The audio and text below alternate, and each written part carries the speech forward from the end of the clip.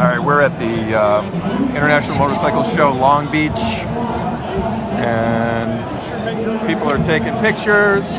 More pictures of you than the bikes. Congratulations on that. This is a brand new 2017 Triumph Street Cup 900.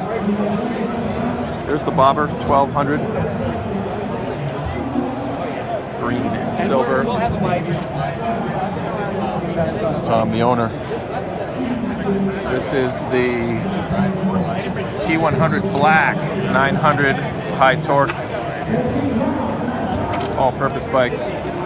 Thruxton R with fairing and a couple of little things. And that is Triumph Classics at the International Motorcycle Show. Look at, she's getting more pictures. And there's a big Honda deal going on there, but